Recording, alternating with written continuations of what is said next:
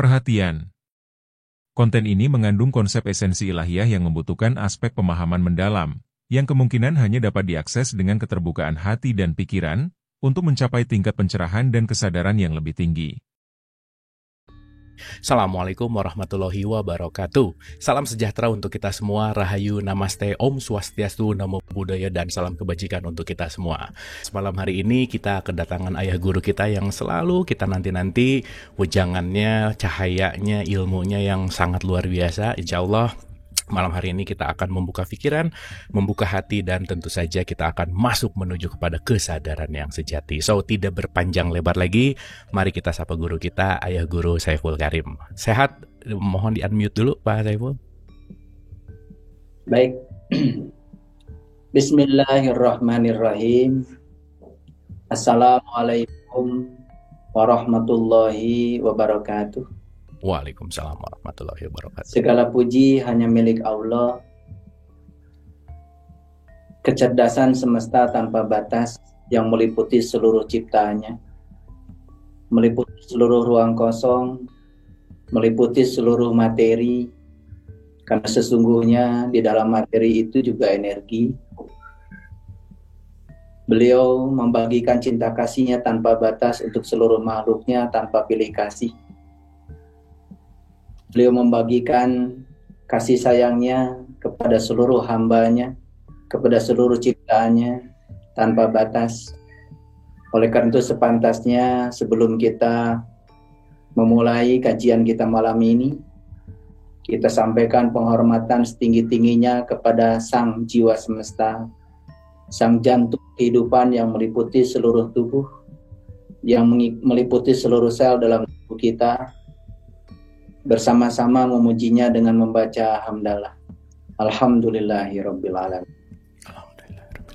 Sepantasnya kita menyertakan beliau dalam majelis ilmu ini. Biarlah beliau hadir mengajarkan kita, membuka seluruh ruang kecerdasan tanpa batas yang ada pada diri kita, seraya membawa asmanya dan kelembutan dan cinta dengan membaca basmalah. Bismillahirrahmanirrahim. Atas nama Allah yang Maha Pengasih dan Maha Penyayang, dan kita semua sekarang ini di semesta sedang menjalankan peran sebagai kepanjangan tangannya untuk menyampaikan cinta kasihnya yang tanpa batas. Dunia ini sesungguhnya benar-benar penuh kasih. Cuma karena kita mungkin pernah hidup dengan sikap yang salah, lalu terkadang orang baik hati pun terlihat tidak ramah. Terkadang orang yang penuh kasih pun terlihat tidak mencintai.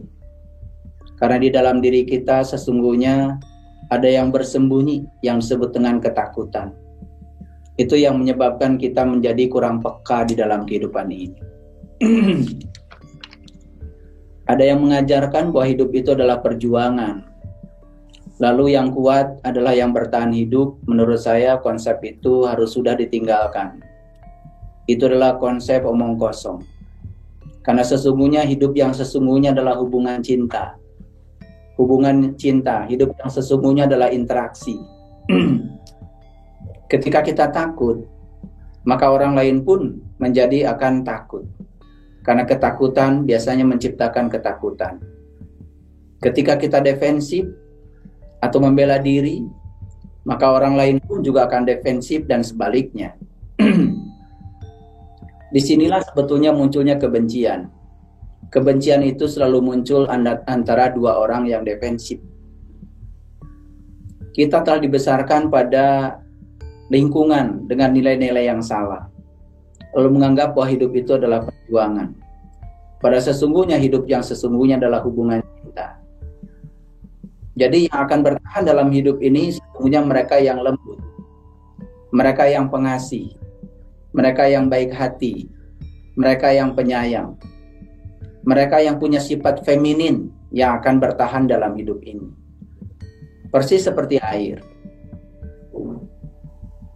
Beton-beton yang kuat yang menyangga jalan layang, jalan tol, Kekuatannya bukan terletak pada besi yang keras, bukan terletak pada pasir yang keras, bukan terletak pada semen, bukan terletak pada batu. Tetapi sesungguhnya yang mengikat semuanya adalah kelembutan yang bernama air. Airlah yang mengikat semua yang keras menjadi satu.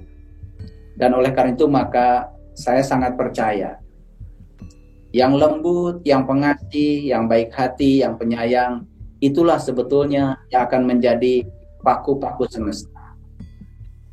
Yang kaku, yang keras, yang sering memaksakan kehendak pada orang lain, memaksakan pikiran pada orang lain, yang tidak toleran, tidak memahami, menciptakan disharmoni dalam kehidupannya, menurut saya suatu saat pasti akan tertinggal. Para sahabat,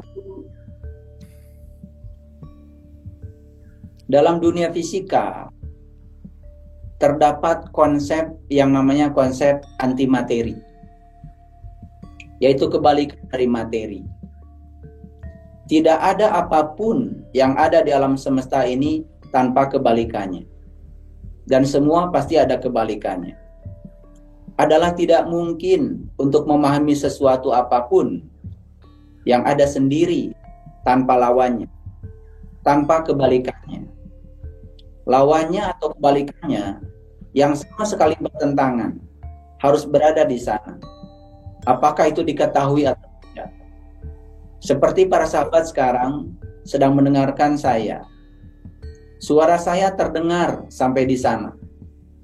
Barangkali bisa memberikan jawaban atas pertanyaan saya. Mengapa jawaban saya bisa terdengar di sana? Jawaban saya, kenapa suara saya bisa terdengar di sana? Karena sesungguhnya pada saat yang bersamaan, ketika ada suara, pasti ada anti suara. Pada saat bersamaan ketika ada suara, pasti ada keheningan.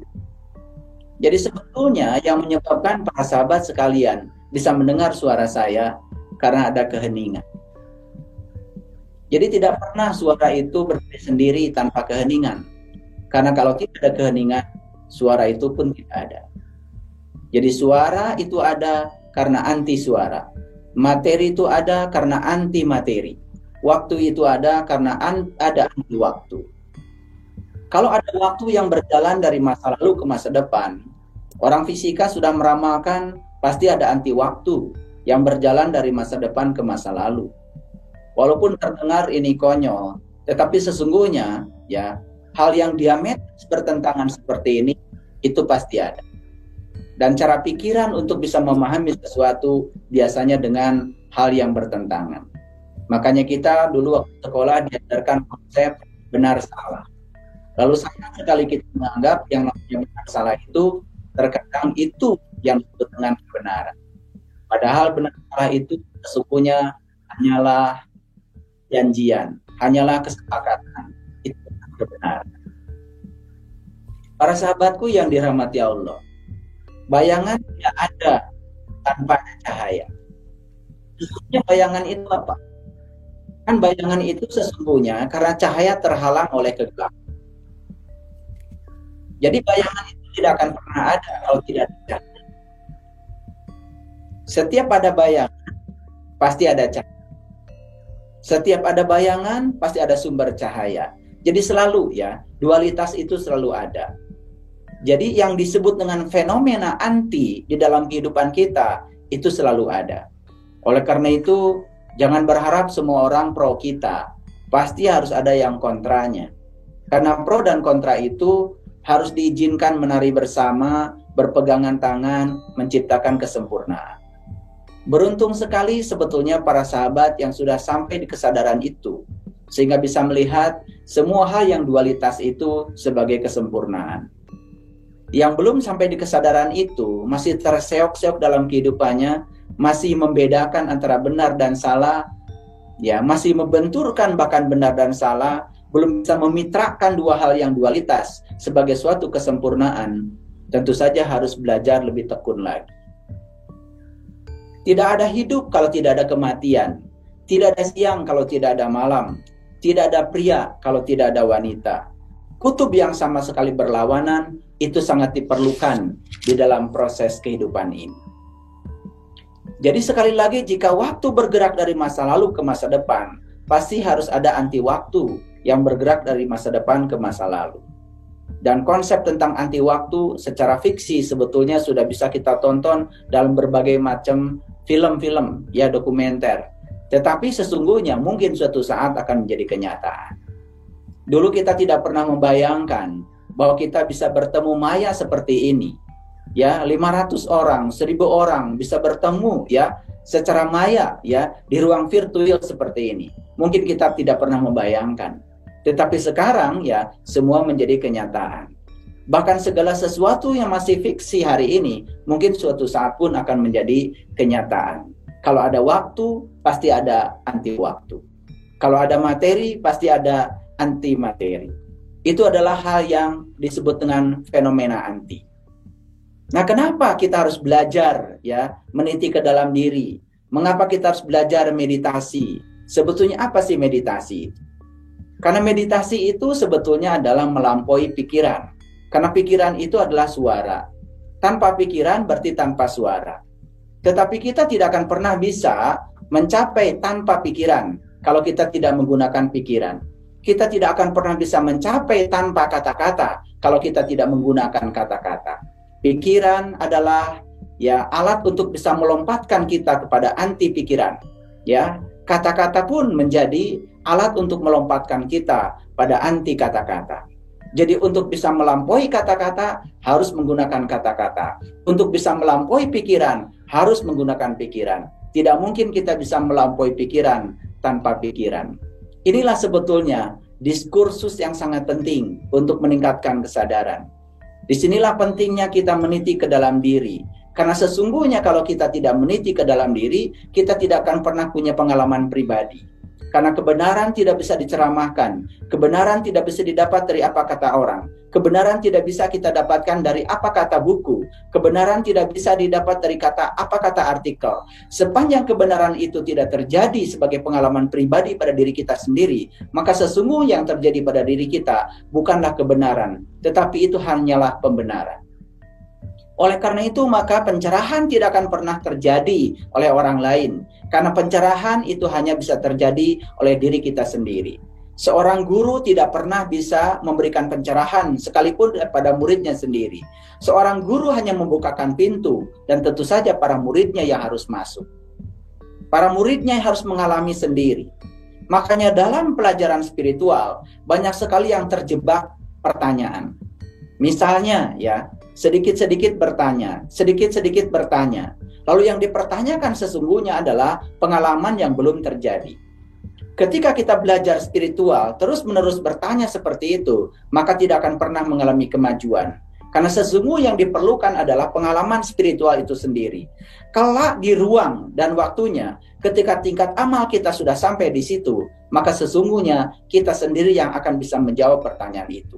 Itulah yang disebut dengan metode belajar discovery learning. Belajar menemukan sendiri. Karena ketika kita menemukan kebenaran dari apa kata orang, sesungguhnya mungkin kebenaran itu benar bagi orang yang mengalaminya, tetapi bagi kita itu bukanlah kebenaran. Bagi kita tetap saja itu adalah opini. Disinilah pentingnya. Jangan puas ketika kita belajar spiritual dengan mendengarkan ceramah. Jangan puas ketika kita belajar spiritual dengan mendengarkan kajian-kajian yang disampaikan oleh orang. Sekali berapapun orang menyampaikan, ya, kajian kepada kita, sepanjang yang disampaikan itu belum kita alami sendiri, itulah bukan pencerahan. Mungkin pencerahan bagi mereka yang mengatakannya, tetapi belum pencerahan bagi kita yang mendengarnya. Nah, meniti ke dalam diri sesungguhnya menciptakan ruang kosong di dalam diri kita, agar kita bisa melahirkan pengalaman-pengalaman yang baru. Karena meniti ke dalam diri sesungguhnya mengakses sumber kreativitas yang ada pada diri kita, sumber inovasi yang ada pada diri kita. Oleh karena itu, siapapun yang meniti ke dalam diri, mengakses sumber kecerdasan yang tertinggi pada dirinya, maka dengan sendirinya pada suatu saat, dia akan bisa menjawab seluruh pertanyaan yang dipertanyakan oleh dirinya. Maka siapa yang mengalirkan pertanyaan, maka semesta akan mengalirkan jawaban ke dalam diri. Jadi pertanyaan itu seperti kail yang dilemparkan ke lautan, yang berumpan.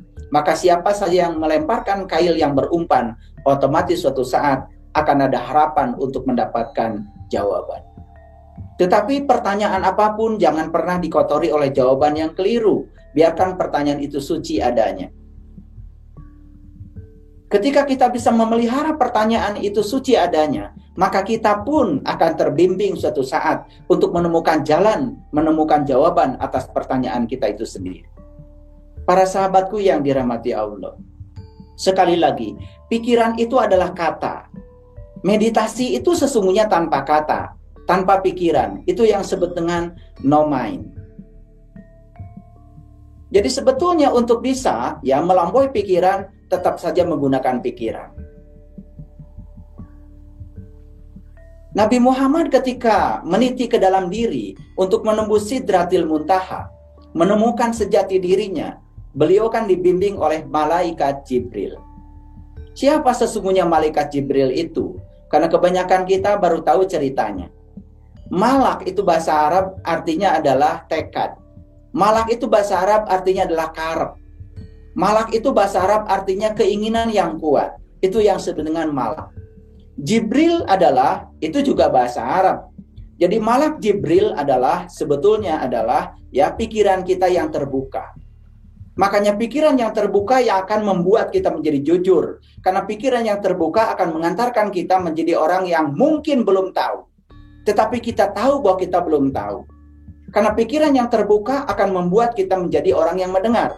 Ketika sudah mendengar, kita akan mengikuti. Ketika kita mengikuti, maka gerbang hidayah akan terbuka. Alladzina yastami'una al-qaul fayattabi'una ahsanahu ulaika hadahumullah ulaika hum ulul albab. Orang-orang yang mau mendengar dan mengikuti apa yang dia dengar, maka suatu saat dia akan bisa mendapatkan hidayah. Maka pintu hidayah akan terbuka. Ketika pintu hidayah akan terbuka, maka dia akan memiliki gelar baru yang disebut dengan ulul albab. Siapakah ulul albab itu sesungguhnya? Alladzina yazkurunallaha qiyaman wa qu'udan wa ala junubihim, yaitu orang yang sudah bisa mengingat Allah dalam keadaan berdiri, duduk dan berbaring. Sedekat ini Allah dengan kita. Sedekat ini beliau dengan kita. Dia yang meliputi kita semua. Ketika dia meliputi kita semua, jelas dia bukanlah suatu sosok. Karena sesuatu yang meliputi bukanlah sosok. Sesuatu yang diliputi pasti sosok. Sesuatu yang meliputi pasti bukan sosok. Dan selama ini dari kecil kita membayangkan seakan-akan Tuhan semesta alam itu adalah suatu sosok. Padahal dia adalah suatu medan energi. Dia adalah kecerdasan semesta tanpa batas yang mengisi seluruh kekosongan.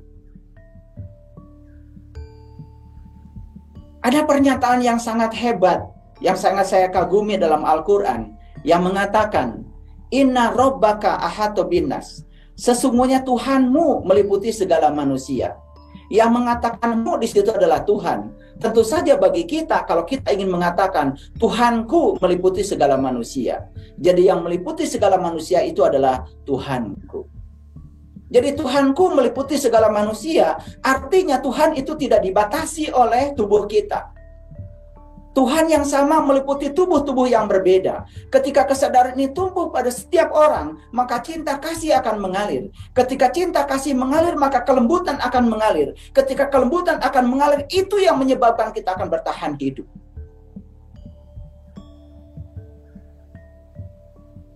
Leluhur kita sudah mengajarkan kelembutan ini lewat konsep Bhinneka Tunggal Ika. Berbeda tetapi satu. Dan kita beruntung sebetulnya berada di suatu tanah, di suatu negeri, di mana di sini kesempatan untuk tumbuhnya kemampuan menghormati perbedaan sangat luar biasa. Karena di sini sangat beragam segalanya. Keyakinan beragam, agama beragam, budaya beragam, suku beragam, bahasa beragam, bahkan ada ribuan suku bahasa daerah yang ada di negeri kita, luar biasa. Maka disinilah kita diajarkan untuk tumbuh. Kontradiksi itu ibarat tanah. Kontradiksi itu ibarat tanah. Ketika ada satu biji ditanam di tanah, maka akan tumbuh. Ketika ada kontradiksi, maka itulah tanah kita untuk tumbuh. Siapa saja yang menghindari kontradiksi, maka tidak akan pernah tumbuh. Siapa saja yang selalu menolak kontradiksi tidak akan pernah tumbuh. Karena yang akan tumbuh kedewasaannya hanya mereka yang siap untuk bisa menerima kontradiksi. Oleh karena itu para sahabatku, kebenaran dan keindahan itu seperti biji. Ketika kebenaran dan keindahan disembunyikan di bagian terdalam dari diri kita, maka akan tumbuh. Tapi ketika kebenaran dan keindahan itu dilempar seperti biji, maka kemungkinan untuk tumbuh sangat kecil. Biji kalau dilempar tidak akan pernah tumbuh. Sekalipun dia tumbuh, tidak akan tumbuh menjadi biji yang sempurna. Itulah sebetulnya kenapa ilmu-ilmu sejati itu harus dirahasiakan. Kenapa ilmu-ilmu sejati itu tidak bisa disampaikan kepada orang yang tidak dewasa. Makanya dalam Injil dikatakan, janganlah melempar barang kudus kepada seekor anjing. Janganlah melempar mutiara kepada seekor babi. Siapa jadi mereka akan mencabik-cabik kamu. Maka jangan heran kalau kemudian di semesta ini muncul yang disebut dengan secret society. Orang-orang yang menjalankan sesuatu secara esoteris. Karena apa? Karena begitu banyak orang yang berkeyakinan di semesta ini dengan keyakinan yang dogmatis. Dan orang-orang yang punya keyakinan yang dogmatis kehidupannya sangat berbahaya. Karena mereka sulit dirubah. Karena mereka tidak mau menggunakan akal pikiran yang sehat. Mereka-mereka yang sudah terdogma oleh ajaran-ajaran yang sebetulnya dulunya mungkin saja bukan kebenaran, tetapi karena terus-menerus diulang-ulang kebohongan itu dan menjadi kebenaran, pada suatu saat bernilai dogmatis. Ketika mereka yang meyakini sesuatu secara dogmatis, maka sulit untuk dirubah. Makanya memiliki kesadaran seperti para sahabat sekalian malam ini, bisa masuk dalam dialog positif, bisa mendengarkan seluruh kebenaran dari segala representasi, dari segala multidimensi, itu merupakan suatu hadiah semesta yang luar biasa. Karena betapa banyak orang masih alergi terhadap perbedaan, yang tidak siap untuk bisa mendengarkan dari manapun. Padahal sesungguhnya semua ajaran agama, termasuk tradisi Islam, mengajarkan kepada kita, jangan pernah melihat siapa yang berkata, tapi dengarkan olehmu apa yang dikatakan. Tapi filosofis ini terkadang dalam prosesnya, dalam implementasinya tidak berjalan. Karena apa? Begitu besar ya dogmatis yang kita terima. Akibatnya apa? Dogma-dogma itu telah memenjarakan kita. Sehingga pikiran kita menjadi tidak terbuka. Lalu kita diajarkan untuk meyakini sesuatu yang ilusif. Oleh karena itu janji-janji langit yang diajarkan oleh banyak keyakinan, kadang-kadang itu dianggap sebagai sesuatu yang superior. Dianggap sebagai sesuatu yang luar biasa. Tetapi kenyataan yang di depan mata terkadang kita abaikan. Makanya saya berulang kali di dialog positif mengatakan, hidup itu tidak perlu ada tujuan. Karena tujuan hidup adalah hidup itu sendiri. Bagaimana mungkin kita yang sedang hidup merumuskan tujuan? Oh, kita sedang hidup kok. Tujuan hidup itu hanya boleh dirumuskan oleh orang-orang yang belum hidup. Tujuan hidup itu hanya dirumuskan oleh orang-orang yang mati, yang hari ini belum hidup. Mereka yang sudah hidup, buat apa merumuskan tujuan hidup? Oh, kita sedang hidup kok. Oleh karena itu, maka kesempurnaan itu tidak akan pernah terjadi. Yang dibutuhkan oleh kita saat ini bukanlah kesempurnaan, tapi totalitas. Yang dibutuhkan oleh kita saat ini adalah totalitas.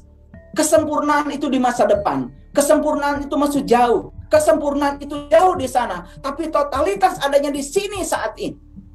Maka percayalah, semua orang yang hidupnya total hari ini, maka totalitas hari ini akan melahirkan totalitas hari esok. Totalitas hari esok akan menghasilkan totalitas berikutnya.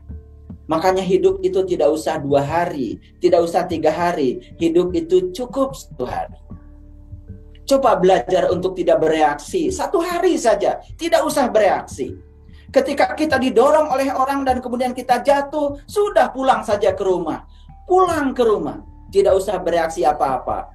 Maka setelah itu kita akan merasakan energi positif dari semesta akan datang membangkitkan kita. Saat kita tidak pernah melawan kegelapan dengan kegelapan, saat kita tidak pernah melawan kegelapan dengan kegelapan, maka otomatis ya kita akan bersinar.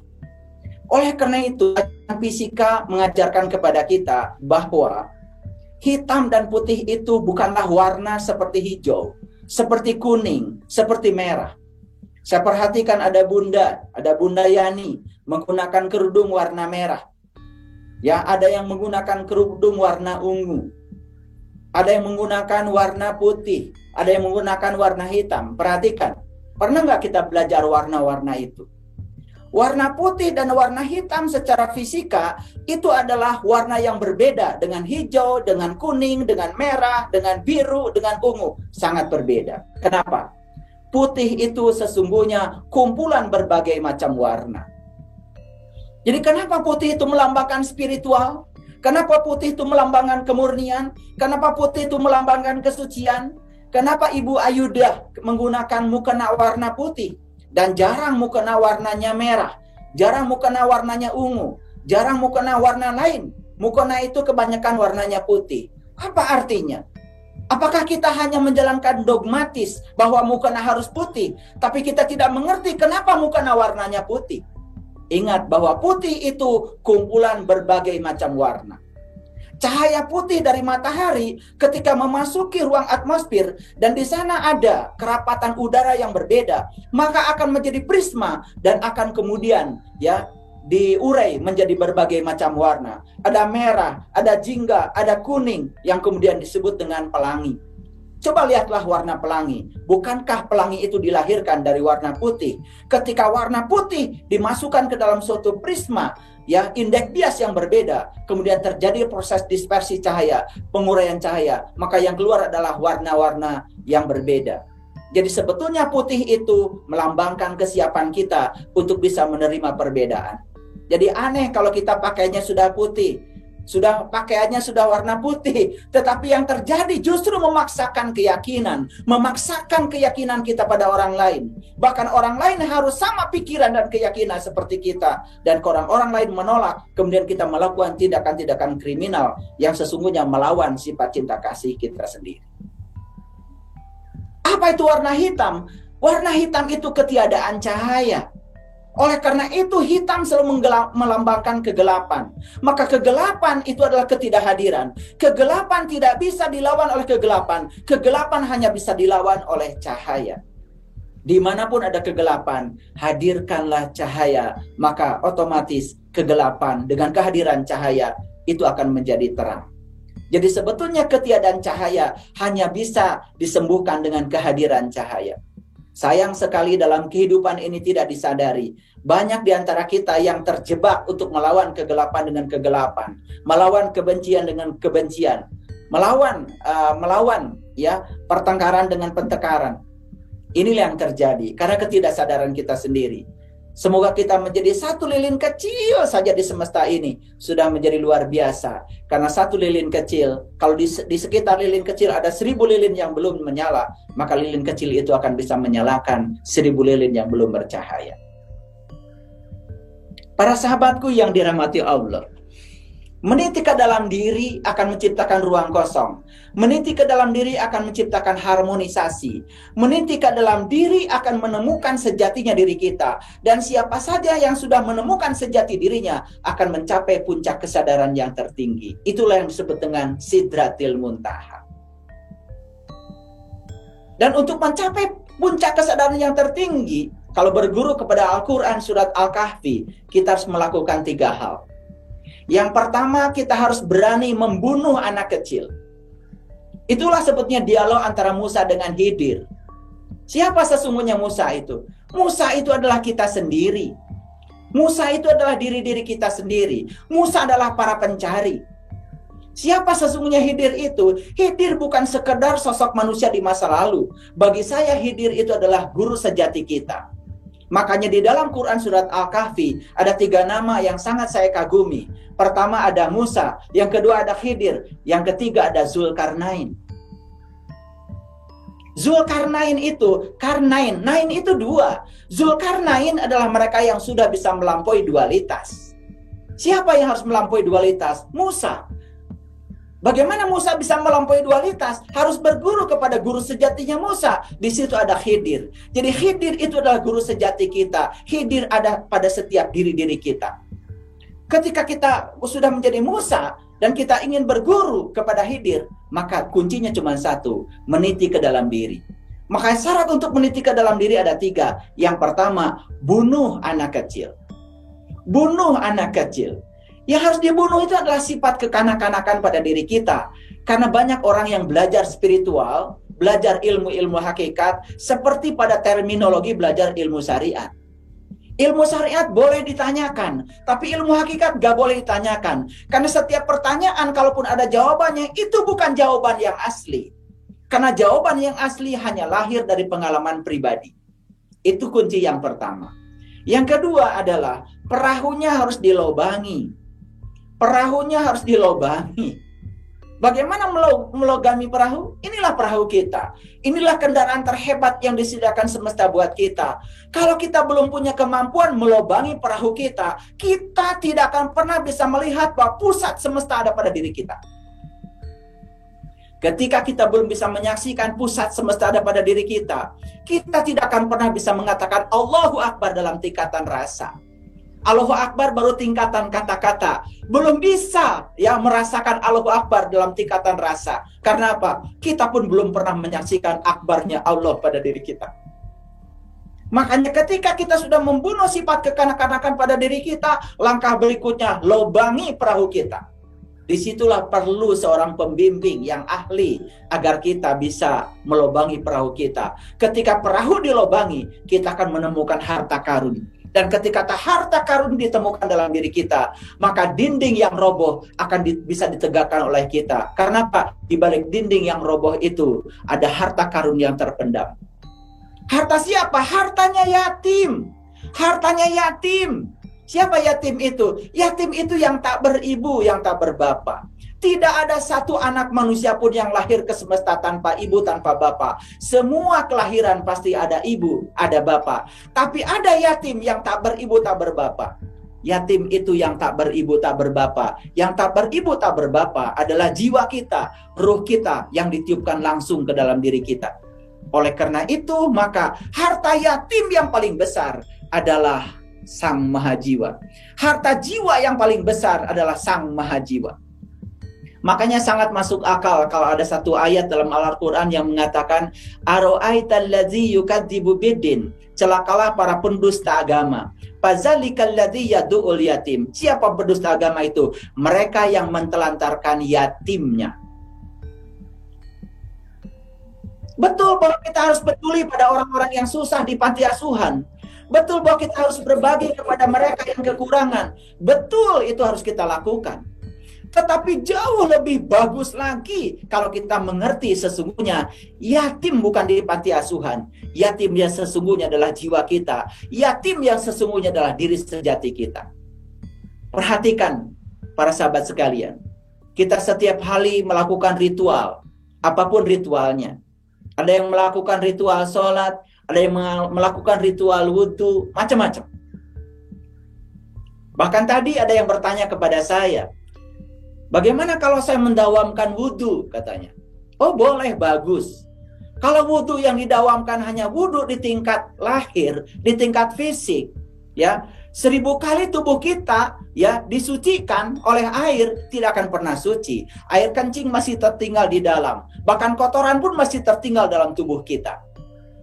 Wudhu itu bahasa Arab yang artinya perpisahan. Sepanjang kita belum berpisah, memisahkan jiwa kita dari kotoran-kotoran yang menghambat pertumbuhan jiwa, sepanjang itu pula kita tidak akan pernah berwudu. Jadi wudu yang sesungguhnya bisa dilakukan setiap saat. Bahkan wudu yang sesungguhnya tidak perlu menggunakan air. Karena air yang bisa digunakan untuk wudu yang hakikat adalah ma'ul hayat, air kehidupan. Nur adalah nur, cahaya di atas cahaya. Makanya perhatikan kalau kita sholat ya, ada 3 episode ya di doa sholat yang pertama. Apa yang kita baca pertama kali? Allahu Akbar kabiro, walhamdulillahi kasiro, wa subhanallahi bukrata wa asila. Allahu Akbar kabiro, Allah yang maha besar dengan segala kebesarannya. Wa subhanallahi bukrata wa asila. Engkau baru akan bisa merasakan kebesarannya apabila engkau sudah bisa bersuci pagi dan petang. Makanya di dalam Al-Quran ya ada pernyataan ya, wasbir nafsaka ma'alladina yad'una bil godati wal asyi. Bersabarlah kamu bersama dengan orang-orang yang selalu menyeru Tuhannya pagi dan petang. Itu bahasa simbolik yang harus kita wujudkan menjadi amalan kita. Bagaimana cara kita bersuci pagi dan petang? Bersucinya dengan apa dan apa yang disucikan? Yang harus disucikan adalah jiwa kita. Saat jiwa kita dibuang dari segala hambatan untuk tumbuhnya cinta dan kasih sayang, itulah yang sesungguhnya yang disebut dengan wudhu. Wudhu artinya adalah berpisah. Ketika kita sudah wudhu, akhirnya kita bisa sholat. Sholat artinya adalah bersatu dengan Dia. Itulah wudhu dan sholat secara hakikat. Tapi berapa banyak yang kita tahu tentang itu? Tahunya kita cuma wudhu hanya mengusapkan hanya membasuh wajah dengan air. Padahal di dalam Al-Quran ada kata-kata sapulah kepalamu. Sayang sekali, selama ini kita tidak menyapu kepala, kita hanya mengusap kepala dengan air. Padahal perintahnya bukan mengusap kepala, tetapi menyapu kepala. Lalu lihat episode yang berikutnya. Allahu Akbar kabiro, walhamdulillahi kasiro, wa subhanallahi bukratan wa asila. Baru kita mengatakan ini wajahtu wajhalilladzi fataras samawati wal ar hanifan wa ma ana minal musyrikin. Kalau kita sholat dalam tingkat meditasi, dalam tingkat afirmasi yang semacam itu, sholat itu, saya berani mengatakan sholat adalah meditasi yang sangat agung. Sholat betul-betul manunggal. Sholat itu betul-betul antara kita dengan sang semesta, tidak ada keterpisahan. Kita betul-betul menyatu. Dan kita bukan sekedar merasakan bahwa kita bagian dari semesta, tapi kita adalah semesta itu sendiri. Karena kita bisa menyaksikan pusat semesta pada diri kita. Jadi itu adalah episode-episode yang sangat luar biasa. Ketika episode yang pertama, Allahu Akbar kabiro, walhamdulillahi kasiro, wa subhanallahi bukratan wa asila. Kalau itu belum menjadi pengalaman spiritual kita, omong kosong ketika kita mengatakan ini wajahtu, aku hadapkan wajah batinku kepada zat yang telah menciptakan langit dan bumi. Hanifan wa ma ana minal musyrikin, dan aku sudah terbebas dari dosa syirik. Apa itu syirik? Syirik itu menduakan Tuhan gara-gara kita tidak tahu sejatinya diri kita sendiri. Maka siapa yang kenal dirinya, maka dia akan kenal pada Tuhannya. Proses mengenal Tuhan harus dimulai dengan proses mengenal jati diri kita sendiri. Kalau itu sudah dimasuki, masuk episode yang ketiga. Apa itu? Inna sholati wa nusuki wa mahyaya wa mamati lillahi rabbil alamin la syarikalah wa bizalika umirtu wa ana awalul muslimin. Sayang sekali ya, banyak sekali yang mengganti wa ana awalul muslimin dengan wa ana minal muslimin. Sombong sekali. Aku adalah seorang muslim. Padahal Nabi Ibrahim sekelas beliau saja tidak berani mengatakan wa ana minal muslimin. Beliau hanya berani mengatakan wa ana awalul muslimin. Inilah awal aku belajar pasrah. Karena pasrah itu adalah proses. Proses belajar. Makanya Islam dulu adalah I-nya itu I kecil. Dan sekarang Islam I-nya menjadi I besar. Islam dulu bukanlah nama lembaga. Tapi Islam adalah tingkatan spiritual yang bisa dicapai oleh semua orang lewat jalan mana saja. La tamutunna illa wa antum muslimun. Janganlah kamu mati kecuali dia sudah menjadi orang yang berserah diri sepenuhnya. Apa artinya berserah diri? Inilah sebetulnya, berserah diri adalah konsep semua agama. Tetapi banyak yang tidak mengerti mekanisme berserah diri. Inilah sebetulnya banyak yang keliru tentang berserah diri. Karena berserah diri artinya adalah menyerahkan diri sepenuhnya. Itu yang keliru. Berserah diri, perhatikan. Berserah diri adalah menghapuskan perasaan-perasaan negatif pada diri. Berserah diri adalah melepaskan perasaan-perasaan negatif pada diri. Itu berserah diri yang dimaksud oleh semua tradisi agama. Berserah diri bukanlah menyerah, tapi berserah diri adalah melepaskan perasaan-perasaan negatif yang ada pada diri. Bagaimana mekanisme melepaskan perasaan negatif itu? Inilah pentingnya untuk kita belajar lebih jauh lagi. Karena apa? Banyak yang tidak mengerti bagaimana cara melepaskan perasaan-perasaan negatif. Padahal perasaan adalah gerbang menuju realitas. Sekali lagi, pikiran, kata-kata, dan perbuatan akan mengakumulasi rasa kita. Dan ketika rasa kita di frekuensi, realitas yang kita ingin, yang terjadi adalah sesuai dengan rasa kita. Tetapi ketika rasa kita berbeda dengan realitas yang kita ingin, maka yang akan terjadi adalah rasa kita itu sendiri. Makanya mereka yang memiliki rasa yang rendah, biasanya itu yang akan terjadi. Beruntunglah mereka yang bisa mempertahankan rasa di frekuensi realitas yang dia ingin. Maka itu yang akan terjadi. Jadi sebetulnya hidup adalah perjuangan menjadi sangat keliru. Hidup adalah hubungan cinta.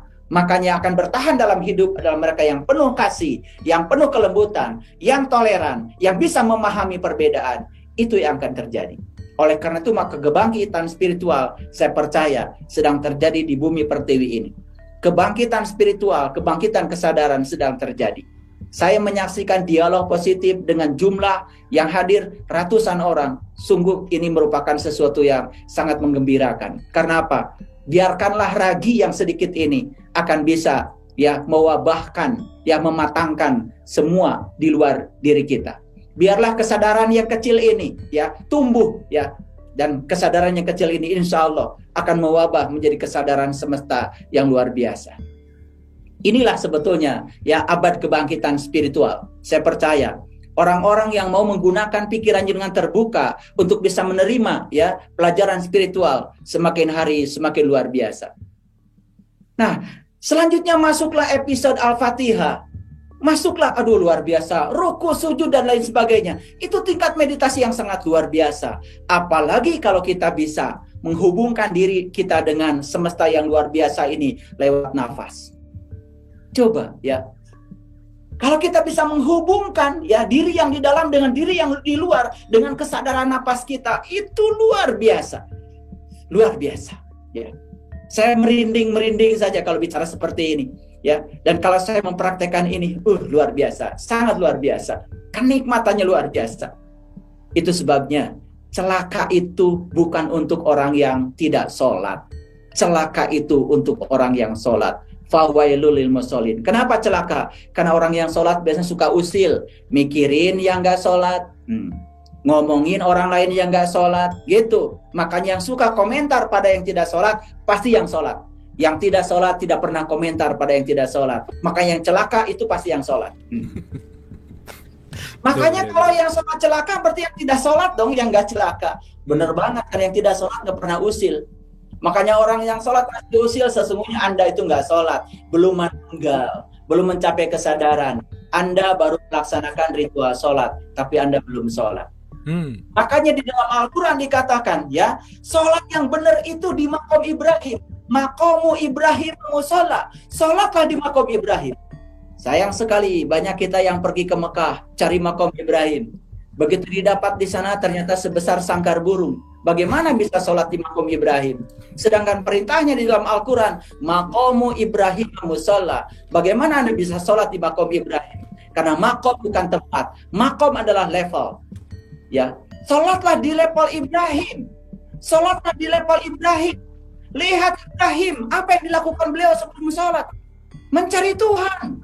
Lalu mendapatkan bintang, lalu mendapatkan bulan, lalu mendapatkan matahari. Setelah mendapatkan matahari, apa yang beliau katakan? Aku terbebas dari dosa syirik. Tentu bukan bintang biasa, bukan bulan biasa, bukan matahari biasa. Ini soal pengalaman spiritual. Cuman karena keterbatasan kata-kata, itu yang tersampaikan. Apa yang sampai di pikiran kita hari ini? Bintang seakan-akan bintang yang itu. Bulan seakan bulan yang itu. Matahari seakan matahari yang itu. Luar biasa. Karena kita tidak pernah mau untuk tahu. Padahal di Quran pun dikatakan matahari ada dua. Ada matahari yang ruhani, ada yang matahari yang jasmani. Makanya di Quran surat Al-Kahfi, ketika Ashabul Kahfi masuk ke dalam gua, dia mengatakan, aku menyaksikan matahari terbit condong dari gua ke sebelah kanan. Dan matahari itu terbenam dari gua ke sebelah kiri. Dan aku melihat gua itu luas tanpa batas. Gua apa yang luasnya tanpa batas? Tidak ada gua di semesta yang luas tanpa batas.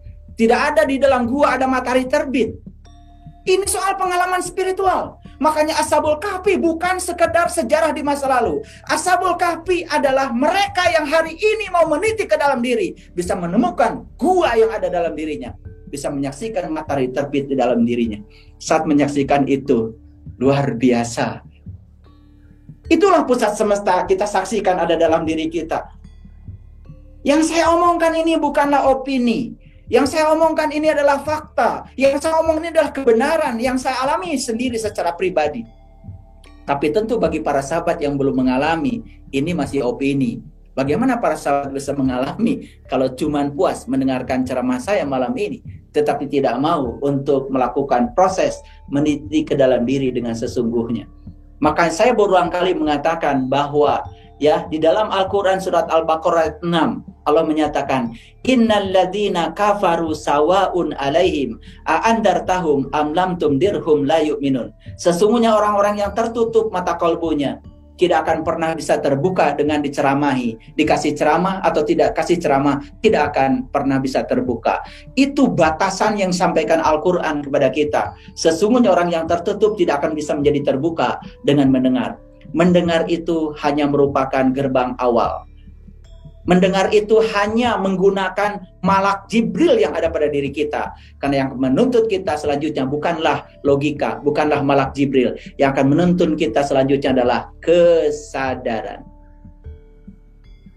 Makanya Nabi Muhammad hanya ditemani Jibril sampai langit yang keempat, langit kelima, keenam, ketujuh sampai Sidra Al-Muntaha. Tidak bersama Jibril lagi. Jibril nggak sanggup lagi. Siapa Jibril itu sesungguhnya? Para sahabat. Para sahabat mendengarkan ceramah saya pasti menggunakan pikiran yang terbuka. Itulah Jibril kita yang sesungguhnya. Boleh digunakan sekarang, tetapi selanjutnya itu tidak bisa dipakai lagi. Yang harus kita gunakan adalah kesadaran kita. Karena pikiran tidak akan pernah bisa membawa kita ke alam yang tak terbatas. Yang akan membawa kita pada ke alam yang tak terbatas adalah kesadaran. Sebab inti dari kesadaran adalah kecerdasan. Makanya orang yang cerdas adalah orang yang sudah mengubah di menjadi me. Kan ada orang yang inginnya dilayani. Ayo berubah, melayani. Ada orang yang ingin diberi. Sekarang saatnya memberi. Ada orang yang ingin dikasihi. Saatnya mengasihi. Makanya di semesta ini banyak sekali ya manusia yang bukan profesi pengemis, tetapi mentalitinya adalah mentaliti pengemis. Karena mentaliti pengemis itu di. Sedangkan mentaliti yang anti pengemis adalah me. Makanya perlu kita menempuh jalan baru. Kalau selama ini kita inginnya dikasihi, saatnya mengasihi. Kalau kita ingin diberi, saatnya sekarang memberi. Karena apa? Percayalah sama saya. Ketika kita menumpuk-numpuk harta, melakukan proses penguatan diri, yang ada sesungguhnya hanyalah penderitaan. Tetapi ketika kita membagikan itu semuanya, yang ada adalah kebahagiaan. Ternyata harta dibagikan bukan semakin hilang, makan semakin berkah, datang dari arah yang tidak pernah kita menyangkanya. Dan itu yang luar biasa yang saya rasakan. Kadang-kadang hidup ini gratis saja, ya. Hidup ini luar biasa. Makanya like attracts like. Tergantung kita. Coba tingkatkan kesadaran kita sampai mencapai tingkat anatomi emosi yang sesungguhnya, ya, sampai di tingkat cinta. Ketika di tingkat cinta, kita bukan lagi menjadi sumber cinta, bahkan kita menjadi cinta itu sendiri. Ketika kita sudah menjadi cinta, kita tidak butuh dicintai. Yang kita butuhkan hanyalah mencintai. Yang merengek-rengek ini dicintai itu karena dia punya mangkuk kosong, ya, dia adalah seorang pengemis. Dia tidak berprofesi pengemis, tetapi mungkin saja mentalitinya adalah mentaliti pengemis. Semua konflik di semesta ini terjadi antara dua pengemis yang saling mengemis. Semua konflik di semesta ini terjadi antara dua pengemis yang saling mengemis. Konflik rumah tangga itu terjadi karena dua-duanya adalah pengemis yang saling mengemis. Di dalam dirinya yang ada adalah mangkuk kosong. Kosong dari pengetahuan, kosong dari pengalaman spiritual. Kedua-duanya mangkuknya kosong. Padahal kedua mangkuk itu harusnya, apalagi di usia kita, ya, yang sudah lewat 50 tahun, mohon maaf. Kalau sudah lewat 50 tahun, jangan menjadi pohon yang layu. Karena pohon yang layu bukan saja menjadi gagal untuk menjadi pelindung bagi dirinya sendiri, bahkan gagal menjadi payung bagi generasi selanjutnya. Kita harus menjadi pohon yang kuat. Kita harus menjadi pohon yang kuat. Biarlah tubuh kita secara alami menua, tetapi jiwa kita mendewasa. Menua itu adalah pasti, karena mendewasa itu adalah pilihan. Bagaimana kita bisa mendewasa? Kalau kita sering melewatkan kehidupan kita, hanya berfokus pada tujuan, lalu melupakan kehidupan itu sendiri. Di sini, hari ini, sekarang. Maka saya mengajak kita semua, marilah kita tinggalkan kesempurnaan. Kita rubah menjadi totalitas. Totalitas saja hari ini. Nikmati semua kehidupan hari ini. Apapun yang terjadi nikmati, terima. Jangan ada penolakan. No complaint. Begitu tidak ada penolakan, tidak bereaksi terhadap kontradiksi, maka kita akan tumbuh. Itulah tanah kita yang akan membuat kita tumbuh. Kontradiksi yang disediakan semesta buat kita. Barangkali itulah prolog dari saya. Saya lebih suka kalau acara kita ini adalah dialog positif. Terima kasih. Assalamualaikum warahmatullahi wabarakatuh. Waalaikumsalam warahmatullahi wabarakatuh. Boleh tepuk tangan dulu dong teman-teman, ibu dan bapak, mind blowing yang luar biasa ya. Atur nuhun ayah guru. Wah, ini poin-poinnya nih luar biasa nih, diawali dari ada suara anti suara, waktu anti waktu gitu ya. Putih gitu ya, dari bagaimana putih itu disadarkan. Dan wah, udah deh, kita malam hari ini benar-benar banyak banget sesuatu hal yang sangat membentur lah ya, dalam tanda petik pikiran kita, yang saya rasa kita terbuka sekali.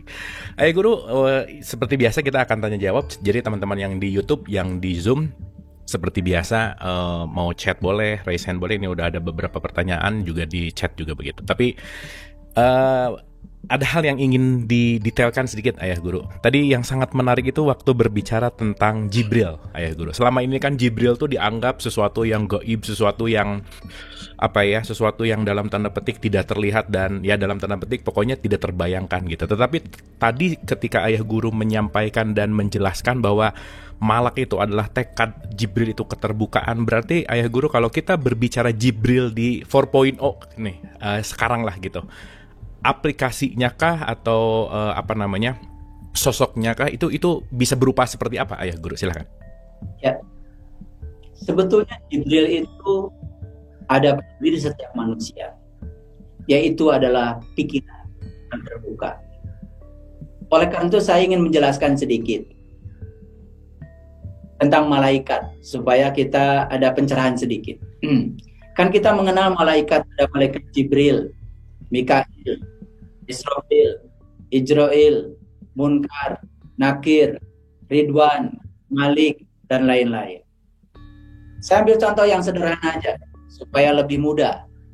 Kita dikenalkan dengan malaikat yang namanya malaikat Munkar, Nakir. Katanya malaikat Munkar, Nakir itu adalah malaikat yang menanya kita di dalam kubur. Begitu kita berbicara kubur, biasanya langsung yang terpikir oleh kita adalah kuburan. Jadi nanti ketika mati sudah tidak bernyawa, kita dikubur, tanyain malaikat. Karena ada kerjaannya malaikat. Padahal sebetulnya kita ini, mohon maaf ya, lagi hidup aja nggak bisa menjawab siapa Tuhan. Katanya pertanyaan yang disampaikan malaikat dalam kuburan itu apa? Man robuka, siapa Tuhan ente? Nah, kita aja dalam hidup nggak bisa menjawab, apalagi kita udah mati. Kita berharap nanti kita mati ajaib ya, tiba-tiba kita bisa menjawab. Sebetulnya kalau bagi saya, mohon maaf, yang namanya kuburan itu tubuh kita. Yang terkubur siapa? Yang terkubur itu adalah jiwa kita. Apa tidak ada pada diri Bapak Ibu sekarang bertanya, sebenarnya siapa Tuhan kita? Itulah malaikat Munkar Nakir yang nanya. Ada pada diri kita. Cuman karena kita selama ini terpisah belajarnya, seakan-akan malaikat itu nanti, dan sekarang ini sedang menunggu di kuburan kita masing-masing. Ya? Lalu kita tidak pernah sadar dengan pertanyaan itu. Apa tidak ada dalam diri kita keinginan untuk tahu sebetulnya siapa sih Allah itu? Siapa sih Tuhan itu? Di mana sih Tuhan itu? Masa tidak ada pertanyaan itu? Nah, pertanyaan itu wujudnya ada pada diri kita. Mempertanyakan siapa Tuhan kita. Itu malaikat. Oke, lebih jauh lagi. Saya jelaskan supaya kasih contoh. Malaikat penjaga surga. Siapa itu? Ridwan. Malaikat Ridwan bukan? Iya, malaikat Ridwan. Malaikat Ridwan penjaga surga. Saya sudah jelaskan berulang kali, tidak akan saya jelaskan lagi. Kan di dalam Quran surat Hud ayat 106 dan selanjutnya udah dibuka berkali-kali sama Kang Abu.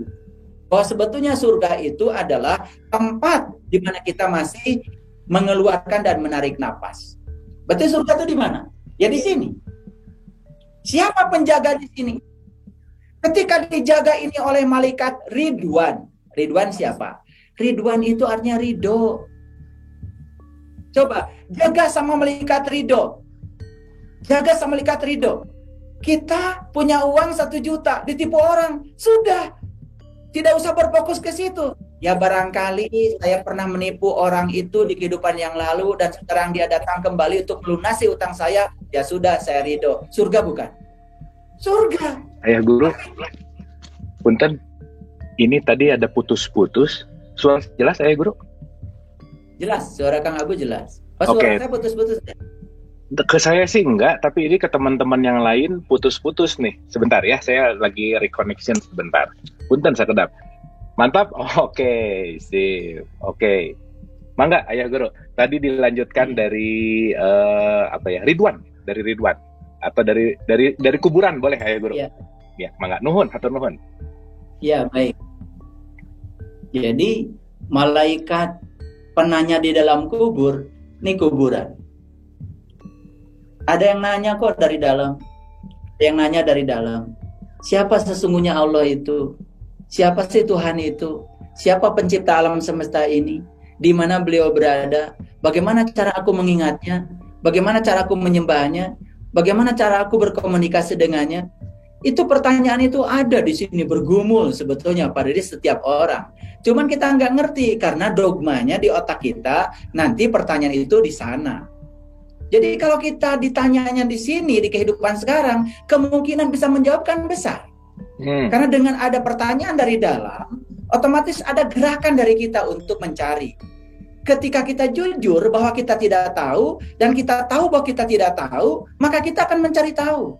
Kecuali kalau kita nyesal tahu. Kita itu tidak tahu, tapi kita tidak tahu bahwa kita tidak tahu. Malah membungkus ketidaktahuan kita dengan atribut macam-macam. Pakai gelar-gelar akademis kah, pakai gelar-gelar kehormatan, ya. Itu yang kemudian menyembunyikan ketidaktahuan kita. Itu yang pertama. Tadi saya bicara malaikat Ridwan. Saya sudah sampaikan bahwa surga itu adalah tempat di mana kita masih menarik dan mengeluarkan napas. Berarti kan di sini. Nah, ini bisa jadi surga? Bisa. Jaga aja dengan malaikat Ridwan, dengan malaikat ridho. Apapun yang terjadi, ridho. Apapun yang terjadi, sudahlah. It's okay. No problem. Tidak ada protes. Aku percaya. All being, semua terjadi karena sang keberadaan sedang mengajarkan sesuatu kepada saya. Karena memandang Tuhan sebagai semuanya keberadaan. No problem. Maka apa yang terjadi? Surga. Tapi titipkan ini pada malaikat Malik. Malik itu milik. Milik itu punya. Coba kalau dititipkan sama malaikat Malik, apa yang terjadi? Yang terjadi itu adalah protes. Yang terjadi itu ketidakadilan di mana-mana. Itu yang terjadi. Jadi apa itu? Kan jadi neraka. Ini bisa jadi surga kalau titipkan pada Ridwan. Ini bisa jadi neraka kalau titipkan pada Malik. Bagi saya, sesederhana itu memaknai malaikat. Demikian juga malaikat Jibril. Malaikat Jibril adalah yang menyampaikan wahyu. Apa itu wahyu? Getaran-getaran ilahi. Bagaimana getaran-getaran ilahi bisa sampai pada kita kalau kita tidak memiliki keterbukaan pikiran? Jadi para sahabat yang saya lihat ada 278 orang malam ini, saya percaya kalian ini adalah orang-orang yang terbuka pikirannya, maka berani untuk mau mendengarkan ya kajian-kajian yang universal, kajian-kajian yang menyejukkan, kajian-kajian yang membuka pikiran kita. Sebetulnya kita sekarang sedang menggunakan malak Jibril kita. Kalau kita menggunakan malak ini, tekad ini pada diri kita, insya Allah suatu saat maka getaran-getaran ilahi akan hadir, ya, datang kepada kita, menyambut kita. Saya kira itu dulu, Kang Abu. Terima kasih. Baik, Guru, terima kasih. Wah, ini luar biasa sekali. Oke, kita coba ke penanya ya. Oke, kita coba ke Mas Aryo. Silakan Mas Aryo. Suara saya jelas? Delay jelas, atau jelas. Normal apa gimana? Normal, aman, silakan. Oke, jadi saya ingin mengajukan 2 pertanyaan. Silakan. Jadi yang tadi pertanyaan untuk yang pertama ya, tadi kan disebutkan bahwa selalu ada anti dari segala hal. Dengan demikian perlu ada siksaan untuk kebahagiaan. Perlu ada penderitaan untuk kesenangan. Bagaimana mengelola siksa dan penderitaan ini supaya mendapat kebahagiaan? Itu pertanyaan yang pertama. Oke. Yang kedua? Kemudian untuk yang kedua, manusia tuh cenderung untuk tetap memenuhi segala kebutuhannya ya, jadi baik jasmani maupun rohani dengan caranya masing-masing. Dan mungkin itu memang hanya cocok untuk diri sendiri, mungkin tidak cocok dengan untuk kondisi orang lain. Lalu bagaimana agar ada rasa aman dalam melakukan hal tersebut, melakukan cara sendiri untuk mendapat kebutuhan jasmani dan rohani tanpa perlu ada takut dihina orang atau menghina orang? Itu saja pesan saya. Terima kasih. Oke, terima kasih Mas Aryo. Wah, ini keren banget nih. Mangga, Ayah Guru, boleh langsung direspon. Ya, baik. Jadi siksaan, kebahagiaan, kesenangan, penderitaan,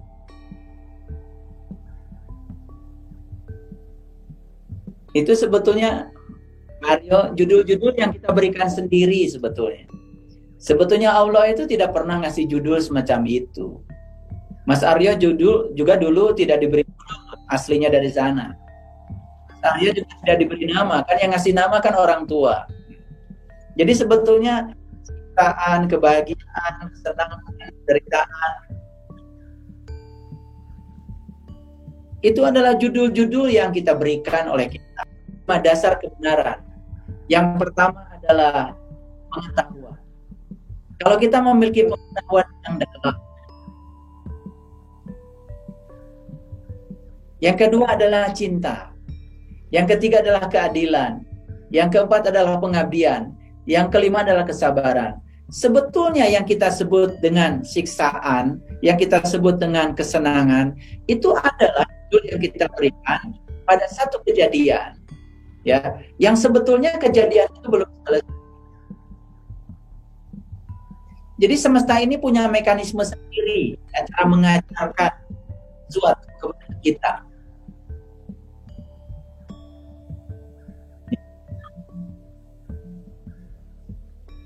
Punya cara sendiri untuk mengajarkan sesuatu kepada kita, punya mekanisme sendiri. Saya sering mengumpamakan seperti ini, ya. Gunung meletus. Saat gunung meletus, kemudian ada yang kontradiksi pada kita. Misalnya kita mau panen nggak jadi karena tertimbun oleh debu, ya. Dan kita menganggap itu adalah siksaan. Padahal sebetulnya itu adalah proses yang belum selesai. Karena sebetulnya niatan besarnya semesta ini adalah mau menyeimbangkan ketidakseimbangan energi pada semesta. Karena kalau tidak meletus akan terjadi gempa yang dahsyat. Nah, dengan meletus maka ya abu vulkanik yang diletuskan oleh gunung itu sebetulnya kan akan dibutuhkan sebagai mineral untuk tumbuh suburnya tanaman. Nah, pada kurun tertentu nanti maka ketika tanaman para petani ini menjadi subur, lalu kita sebut itu kebahagiaan. Padahal itu adalah proses yang tidak terlepas dari awalnya. Cuman kita melihatnya tidak the whole, tidak secara keseluruhan. Kita melihatnya secara parsial. Makanya ketika kita punya pengetahuan yang luas, kita bisa melihat segala sesuatunya adalah whole, ya. Makanya holy itu juga dari whole. Heal itu juga dari whole. Yang artinya adalah keseluruhan. Makanya kalau ingin sehat, keseluruhan. Tubuh, pikiran, dan jiwa. Kalau ingin suci, keseluruhan. Tubuh, pikiran, dan jiwa. Jadi sebetulnya itu adalah proses yang belum terjadi, yang belum selesai.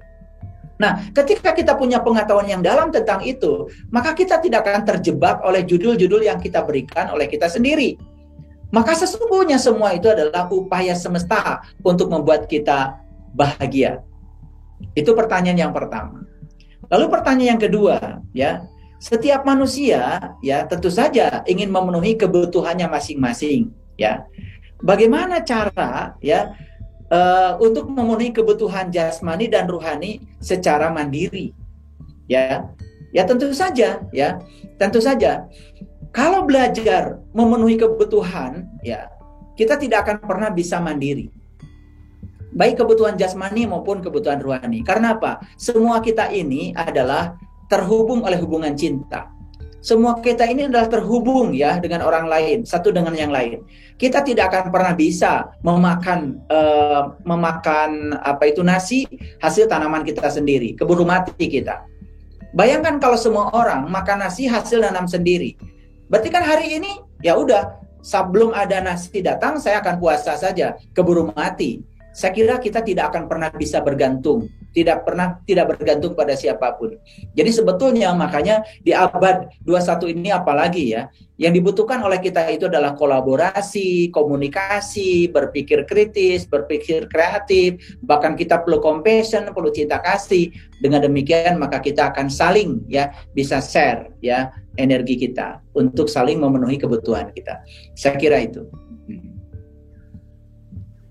Baik, Ayah Guru, hatur nuhun, luar biasa ya. Jadi poin pentingnya itu adalah judul yang diberikan kepada kita dan ya balik lagi kita mengalir gitu intinya.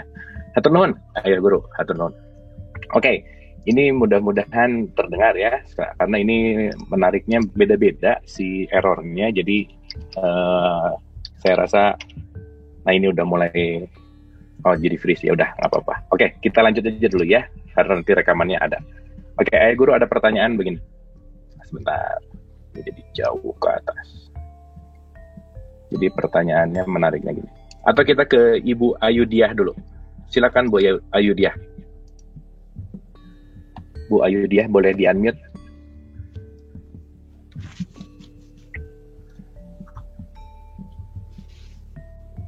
Ya.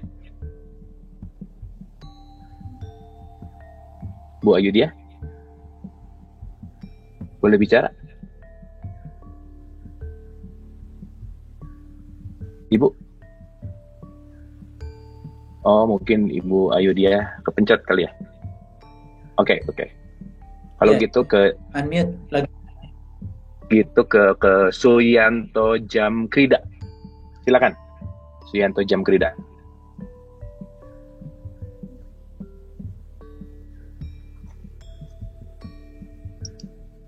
Pak Suyanto. Oke, Pak Suyanto juga belum ternyata. Oke, kalau gitu ini Ayah Guru. Ini ada pertanyaan menarik. Pertanyaannya begini. Assalamualaikum Kang Abu, mau titip pertanyaan. Sebagaimana dijelaskan Bapak Saiful bahwa Allah atau Tuhan adalah bukan sosok tapi energi yang meliputi setiap makhluk. Jadi bagaimana memahami alam semesta ini ciptaan Tuhan yang sering diilustrasikan sebagai zat yang maha segalanya, yang sering difahami zat tersebut adalah sesuatu sosok yang keberadaannya ada di suatu tempat dan berkuasa atas segalanya. Jadi intinya, bagaimana memahami Tuhan sebagai energi kebaikan yang meliputi makhluk dan alam semesta, dan Tuhan sebagai zat yang menciptakan alam yang sering diilustrasikan keberadaannya di atas sana. Terima kasih. Nah gitu kira-kira Ayah Guru. Jadi mungkin ini pertanyaan yang antara zat, keberadaan, atau tempat Allah tuh ada di mana gitu kira-kira. Mangga silakan. Ya, beliau sendiri sudah memberikan suatu gambaran kepada kita bahwa beliau adalah zat yang laisa kamisli syai'un. Beliau adalah zat yang berbeda dengan zat yang lainnya. Oleh karena itu, maka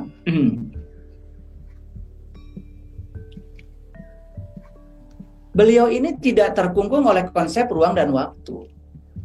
Jadi kalau kita ya menempatkan Tuhan itu sebagai suatu sosok yang berdiri tempat yang jauh di sana, justru berlawanan dengan kata-kata beliau sendiri. Beliau mengatakan di dalam banyak kitab. Yang pertama, beliau sering mengatakan, aku bersamamu.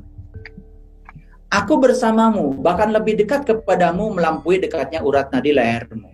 Itu satu pernyataan beliau. Yang kedua, beliau mengatakan, aku meliputi seluruh makhluk. Aku meliputi seluruh ciptaanku.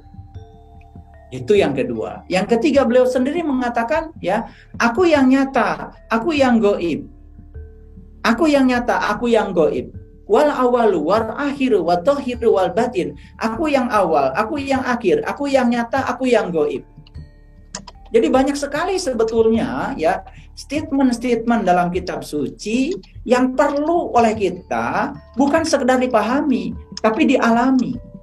Bagaimana kita bisa memahami Dia yang maha tak terbatas dengan pemahaman kita yang menggunakan intelektual kita.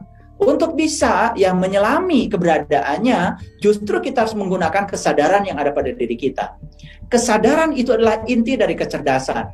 Saya tidak berbicara intelektual, karena intelektual berhubungan dengan urusan akademis. Tapi saya berbicara tentang kecerdasan. Kecerdasan itu adanya ya di dalam diri kita. Sumber kreativitas pada diri kita, yaitu guru sejati kita dalam diri kita. Yaitu keberadaannya sebagai jantung semesta yang ada pada diri kita. Bahkan Allah mengatakan, katakanlah sesungguhnya Tuhanmu meliputi segala manusia. Jadi sebetulnya Tuhan itu banyak sekali mengatakan statement-statement seperti itu. Jadi statement yang mengatakan bahwa Dia adalah satu sosok yang tinggal di satu tempat, jauh sekali di sana. Bagaimana mungkin ya? Bagaimana mungkin itu bisa dipahami? Oleh karena itu maka untuk bisa ya memahami ini secara detail, maka diperlukan upaya untuk meniti ke dalam diri. Jadi saya tidak bisa ya menjawab ini secara akademis di sini, secara intelektual. Bagi para sahabat yang ingin ya membuktikan ya keberadaannya, tentu saja harus meniti ke dalam diri. Makanya para leluhur kita, termasuk Nabi Muhammad, memberikan gambaran kepada kita. Siapa yang kenal dirinya, maka dia akan kenal pada Tuhan. Kenapa demikian? Kita harus bicara asal-usulnya. Makanya Tuhan sendiri mengatakan dalam Al-Quran, ketika aku sudah selesai menciptakan tubuhmu, aku tiupkan ruhku. Aku tiupkan ruhku. Nah, makanya Nabi Muhammad mengatakan siapa yang kenal dirinya, maka dia akan kenal pada Tuhannya. Jadi sebetulnya diri sejati kita ini adalah bagian dari percikan cahayanya yang dititipkan ke dalam diri kita. Dan dia meliputi seluruh ciptaannya. Dia sang keberadaan, all being kalau menurut David Hawkins. Makanya orang yang sudah menyadari bahwa Tuhan itu all being, sang keberadaan yang memenuhi seluruhnya, maka dia akan mencapai nilai logaritma 1000 ya. Itu sudah mencapai yang namanya pencerahan. Oleh itu maka pencerahan tidak bisa dengan kata-kata seperti ini. Pencerahan itu harus dialami sendiri. Pencerahan itu harus meniti ke dalam diri. Itu yang harus dialami. Jadi oleh karena itu ya, untuk sahabat kita yang bertanya tadi ya, apa saya mengatakan bahwa Tuhan bukanlah suatu sosok? Kalau dia suatu sosok, tidak mungkin suatu sosok meliputi semuanya. Karena suatu sosok tidak mungkin bisa meliputi, justru sosok itu diliputi. Kalau dia yang meliputi, jelas dia bukanlah suatu sosok. Dia adalah suatu kecerdasan semesta yang tanpa batas, yang meliputi seluruh ruang yang tanpa batas di semesta ini. Itu saya kira. Oke, Ayah Guru, hatur nuhun. Mungkin sedikit lebih dalam, Ayah Guru, di mana peran intelektual dalam menemukan jati diri, Ayah Guru? Itu poin pentingnya. Silakan. Peran intelektual dalam menemukan jati diri. Apa sih intelektual itu? Ya, ketika kita ya menggunakan intelektualitas ya untuk tahap awal membuka kejujuran kita, membuka keterbukaan pikiran kita secara saintifik. Karena yang namanya ilmuwan, yang namanya intelektualitas itu cirinya adalah keterbukaan. Makanya oleh karena itu, satu-satunya cara untuk kita mengenal jati diri kita sendiri adalah membuang semua konsep-konsep yang usang yang tidak pernah memberikan pertolongan kepada kita. Karena apa? Saya berulang kali mengatakan, buku yang penuh tidak akan pernah bisa ditulisi. Maka satu-satunya cara justru harus mengosongkan. Justru kalau intelektualitas kita ini ya berbasis ketidakjujuran, yang terjadi apa? Intelektualitas malah menghambat proses untuk meniti ke dalam diri. Jadi untuk menemukan jati diri kita sendiri, intelektualitas itu hanya di permulaan saja. Selanjutnya, yang akan membimbing kita ke dalam itu adalah kesadaran kita. Bukan intelektualitas. Karena intelektualitas itu terbatas. Ya. Dan Tuhan yang maha tak terbatas tidak bisa kemudian bisa dianalisis dengan intelektualitas. Sekali lagi, ya yang harus beroperasi di situ bukan intelektualitas, melainkan kecerdasan. Dan kecerdasan intinya adalah kesadaran. Makanya Quran sendiri mengatakan, walaqad ra'ahu nazlatan ukhra inda sidratil muntaha indaha jannatul ma'wa id yaksa sidrati magyaksa. Dan Muhammad bisa melihat itu kapan saja. Melihat apa? Melihat apa? Ya, walaqad ra'ahu, hu itu mengacu kepada dia. Oke. Indah sidratil muntaha, di mana? Di puncak kesadarannya. Dan puncak kesadaran itu bukan suatu tempat. Sidratul Muntaha bukan di langit ketujuh. Sidratul Muntaha itu adalah kesadaran tertinggi yang ada pada setiap manusia. Maka kita harus melewati kesadaran-kesadaran itu sampai puncaknya mencapai kesadaran yang tertinggi. Di situ ya kita akan merasakan. Ketika kita bisa merasakan, apa yang kita rasakan pun tidak akan pernah bisa dijelaskan. Karena ketika ada orang yang ditanya tentang Tuhan, maka jawaban semua orang adalah persepsi dia tentang Tuhan. Apalagi ketika orang belum mengalami ya pengalaman itu, yang terjadi apa? Yang terjadi adalah ya pembenaran persepsi tentang Tuhan. Tentu saja yang namanya persepsi dibangun oleh kedangkalan dan kedalaman pengetahuannya tentang apa yang dia lihat, yang dia rasakan, itu yang dia bisa katakan. Oleh karena itu, maka sekali lagi saya mengajak kepada para sahabat semua ya untuk memasuki dimensi ini. Satu adalah meniti ke dalam diri, merasakan sendiri. Karena apa? Dia tidak bisa diterangkan, dia tidak bisa dijelaskan, bahkan dia tidak punya nama. Nama-nama itu sebetulnya adalah pemberian kita sendiri. Jadi peran intelektual itu hanya di awal saja, seperti peran malaikat Jibril tadi. Di lapisan-lapisan kesadaran awal mungkin masih bisa, tapi selanjutnya tidak bisa lagi. Di sana yang beroperasi adalah kesadaran. Itu saya kira, Kang Adi. Wah, luar biasa ya Guru, ini luar biasa. Terima kasih, hatur nuhun. Wah, mudah-mudahan bisa menjawab bagi penanya yang tadi.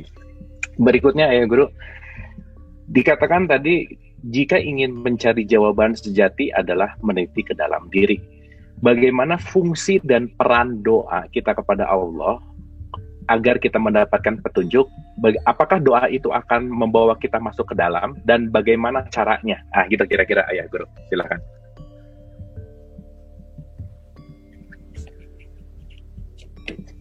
Baik, luar biasa ya.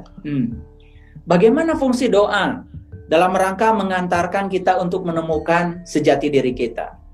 Apa sih doa itu? Sayang sekali, selama ini kita mengartikan doa itu adalah sebagai permintaan. Mengartikan doa itu sebagai permohonan. Padahal doa yang sesungguhnya itu dalam bahasa Arab itu artinya adalah undangan. Jadi doa itu artinya adalah undangan. Doa itu bahasa Inggrisnya ya invitation. Jadi sebetulnya doa itu bukan permohonan. Bagaimana mungkin kita yang tidak tahu mengatur-ngatur Dia yang Maha Tahu? Makanya aneh kemudian ada doa dikabul, ada doa tidak dikabul. Padahal sebetulnya di dalam Al-Quran tidak ada pernyataan doa tidak dikabul. Maka setiap doa pasti dikabul. Karena doa itu artinya bukan permohonan. Bukan doa itu mengatur-ngatur Tuhan supaya Tuhan mengikuti segala keinginan kita. Ketika Tuhan mengikuti kita, kemudian kita sebut Tuhan mengabulkan permintaan kita. Dan ketika Tuhan tidak mengikuti kita, kemudian Tuhan tidak mengabulkan permohonan kita. Makanya aneh, ada buku doa-doa mustajab, menjadi sangat aneh. Padahal sebetulnya doa itu artinya adalah undangan. Makanya di dalam Al-Quran ada kata-kata yang bagus. Walillahil asma'ul husna fad'uhu biha.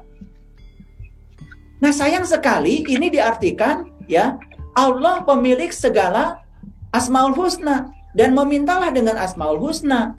Silahkan dibuktikan. Bacalah Ar-Rojak 1000 kali sehari. Apa yang terjadi? Semakin gak punya uang kalau kita gak bekerja. Baca Ar-Rojak 10.000 kali. Semakin kere kita karena habis waktu kita untuk membacakan Ar-Rojak. Padahal doa itu sesungguhnya adalah apa yang kita pikirkan, apa yang kita katakan, apa yang kita perbuat yang mengakumulasi menjadi rasa. Rasa adalah gerbang menuju realitas. Contoh sederhana, saya ingin berkelimpahan. Pikiran saya sudah positif. Yang dipikirkan adalah berkelimpahan. Saya tidak pernah berpikir tentang kekurangan. Kemudian yang diobrolkan oleh lisan saya adalah keberlimpahan.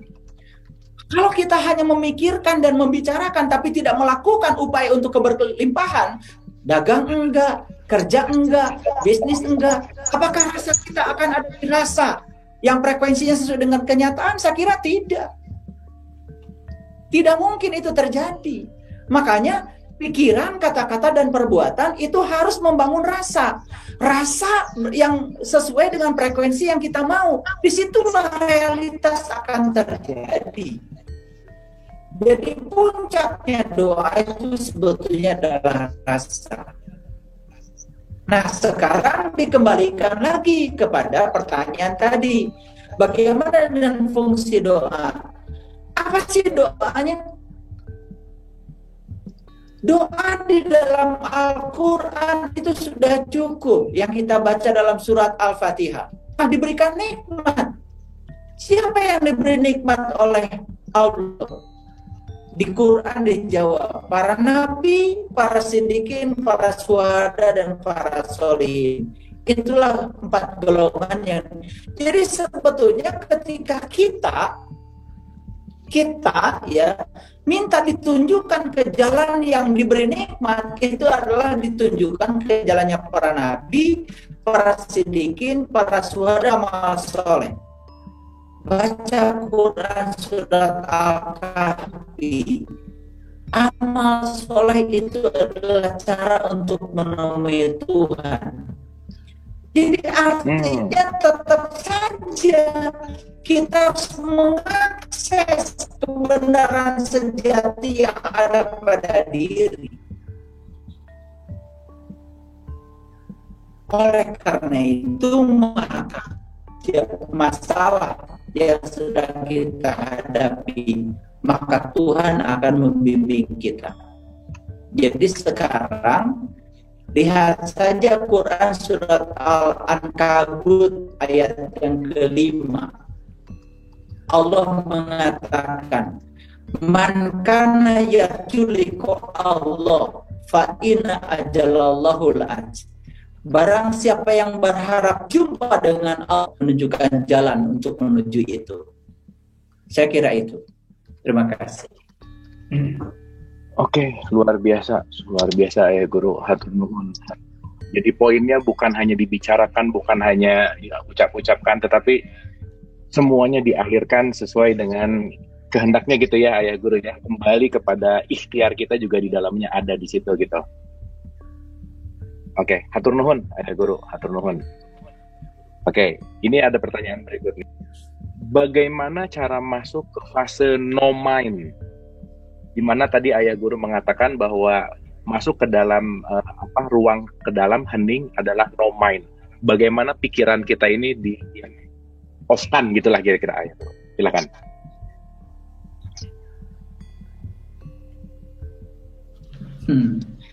Bagus sekali ya. Ini sayang sekali kita hanya menjawab betul-betul no mind itu dialami oleh para sahabat sekalian. Tapi nggak apa-apa, karena ini kan masih dalam konteks intelektualitas, ya, belum masuk pada kecerdasan, belum masuk pada kesadaran, belum masuk pada pengalaman spiritual. Nggak apa-apa, ini kita masih mengaktifkan malak Jibril kita, ya, belum memasuki langit-langit yang lebih dalam. Nggak apa-apa, ya. Bagaimana cara memasuki fase no mind? Begini. Duduk tenang. Dan kemudian memfokuskan pikiran kepada nafas kita.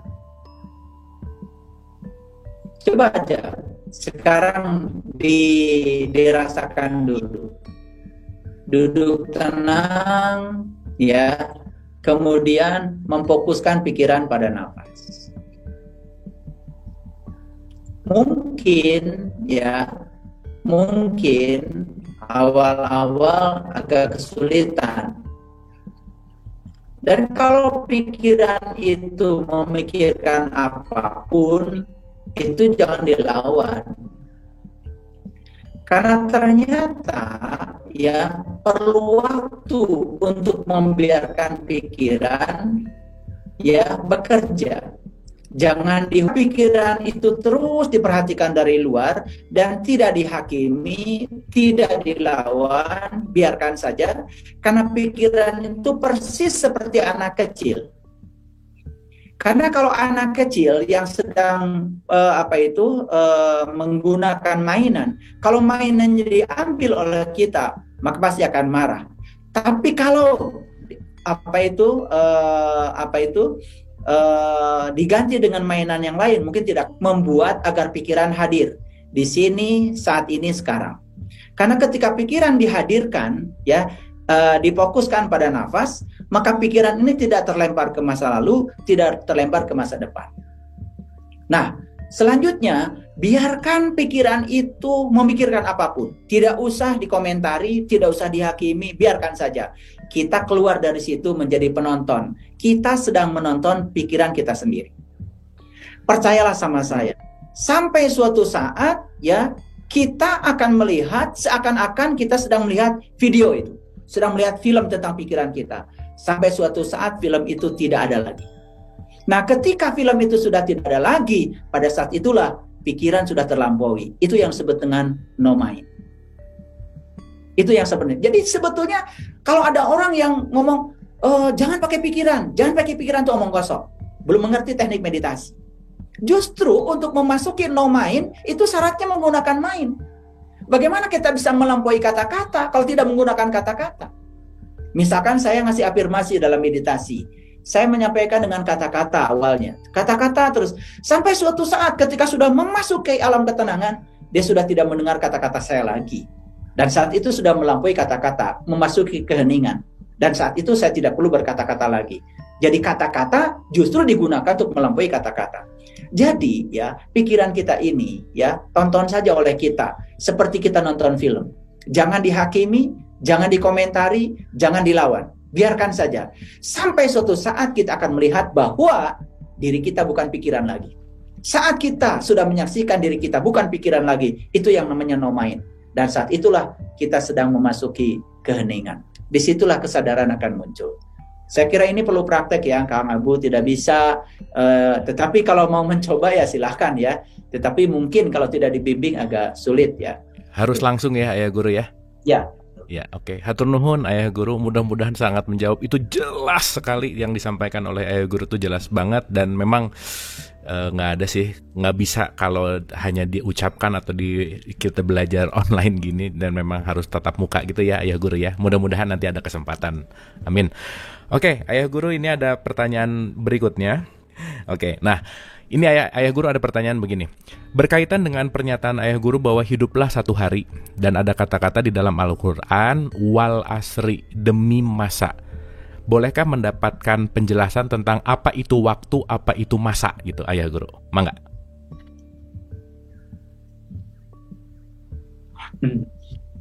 Iya. Kenapa saya tadi menyampaikan hiduplah satu hari? Saya punya pengalaman banyak membawa orang menaiki gunung misalnya. Tempo hari saya mengajak ya sepuh-sepuh ya untuk menaiki puncak Gunung Padang. Saya pernah membawa orang menaiki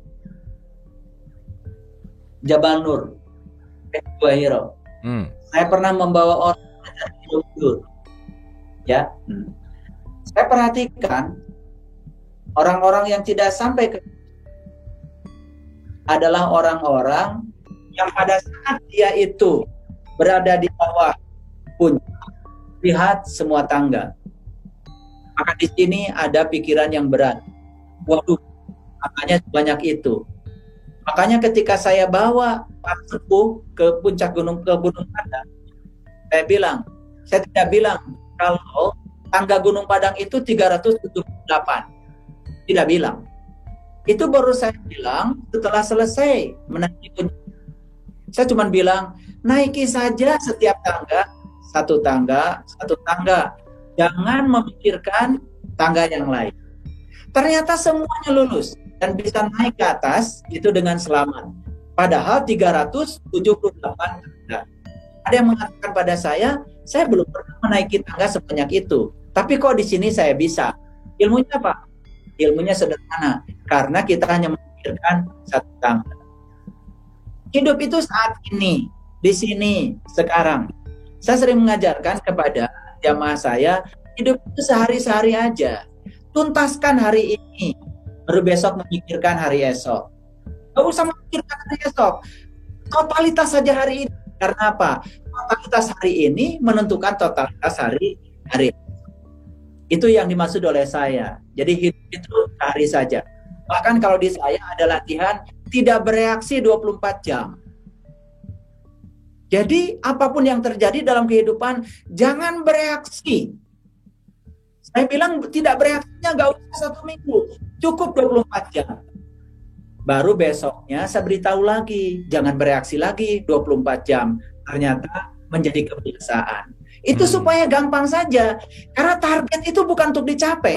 Target itu supaya kita memulai saat ini. Oke. Saya banyak sekali ya punya punya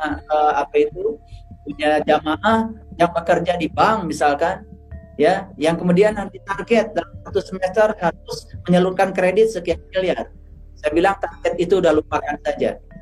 Itu untuk memulai kita hari ini. Setelah itu mulai dengan totalitas. Ternyata tak terasa tidak dipikirkan target itu tercapai. Itu yang saya maksud hidup 1 hari. Dicoba deh, hidup 1 hari. Hidup 1 hari. Hari ini saya tidak mau ada orang yang berkurang kebahagiaannya bertemu dengan saya. Hari ini tidak boleh ada orang yang tersakiti oleh saya. Sehari saja. Besok baru berikutnya. Besok baru berikutnya. Itu baru keren. Nah, tentu tentang ada di Quran yang menyatakan wal asri, demi waktu, ya.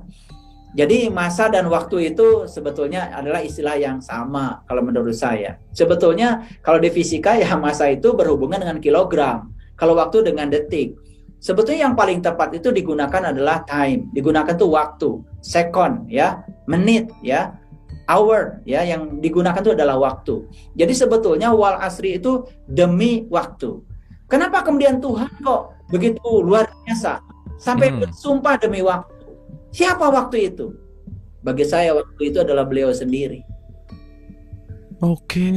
Bagi saya waktu itu beliau sendiri. Jadi sebetulnya demi waktu, demi Tuhan. Kalau setiap saat kita sadar dengan kehadirannya, selamat deh hidup kita. Itu saja. Terima kasih. Wah, luar biasa, Ayah Guru. Luar biasa. Wah, ini saya rasa sangat menjawab pertanyaan dari yang bertanya tentang demi masa. Alhamdulillah, Ayah Guru, ini pertanyaan masih banyak sebetulnya, tetapi maaf sekali karena akhir-akhir ini teknis Zoom ini agak tidak bersahabat gitu ya. Entah kenapa ini sudah dioptimalkan, bandwidthnya udah dinaikkan, tetapi yang menarik ada yang lancar di sana, ada yang tidak lancar di mana-mana. Jadi ini udah sangat di luar kekuasaan teknis dari kami gitu. Jadi minta maaf kalau tidak lancar. Oleh karena itu, boleh tepuk tangan dulu untuk Ayah Guru malam hari ini. Ya Allah, malam hari ini luar biasa ya. Mantap, alhamdulillah, alhamdulillah. So, Ayah Guru seperti biasa, final statement mangga.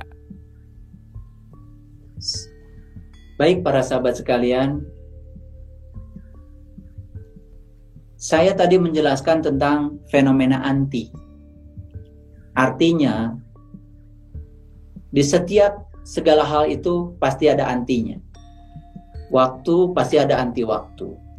Materi pasti ada anti materi. Dan itu terjadi secara simultan, bersamaan. Sama ya, keberanian pun sebetulnya pasti ada ketakutan. Kalau kita belajar tentang keberanian, bukan berarti dalam keberanian itu tidak ada ketakutan. Tapi kenapa banyak sekali orang-orang kemudian berhasil ya menjadi pemberani? Sebetulnya para pemberani itu bukan mereka-mereka yang tidak merasa takut, tapi mereka-mereka yang bisa menaklukkan rasa takutnya mereka sendiri. Jadi oleh karena itu maka saya mengajak kita semua ya, ayolah kita menjadi para pemberani.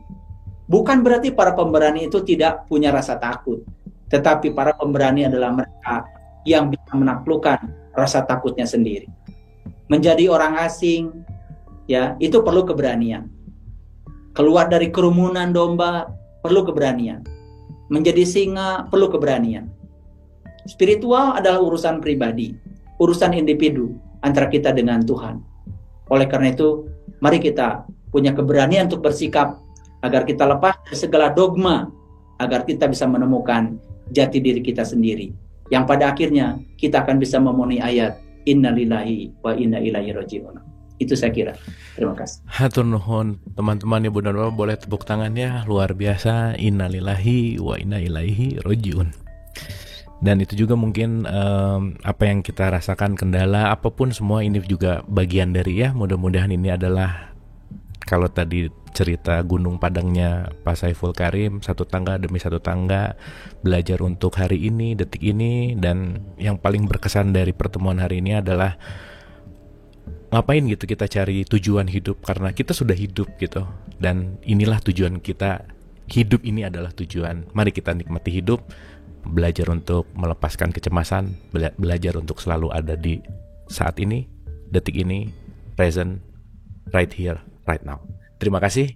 Mohon maaf lahir dan batin. Ayah Guru hatur nuhun pisan. Jangan bosan-bosan untuk kembali ke dialog positif. Ayah Guru jangan bosan-bosan. Dan sekali lagi Ibu dan Bapak mohon maaf. Sekali lagi mohon maaf kendala teknis yang jadi nggak nyaman gitu ya. Sekali lagi minta maaf. Terima kasih. Mohon maaf lahir dan batin. Wabillahi taufiq wal hidayah. Assalamualaikum warahmatullahi wabarakatuh.